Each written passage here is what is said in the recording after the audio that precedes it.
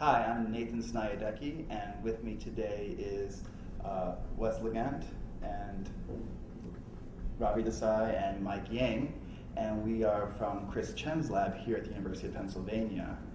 In this video, we'll present our approach to measure cellular traction forces using a microfabricated array of posts. Traction forces are generated through myosin and actin interactions and play an important role in our physiology.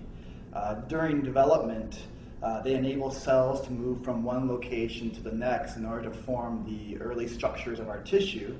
And they also help in the healing process because they're necessary for the closure of wounds or the migration and crawling of leukocytes through our body.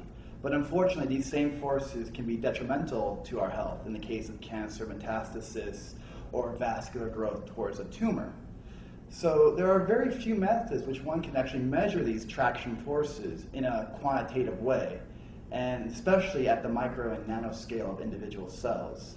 Most of the common methods to study cells in vitro have been with glass-bottom dishes or polystyrene dishes.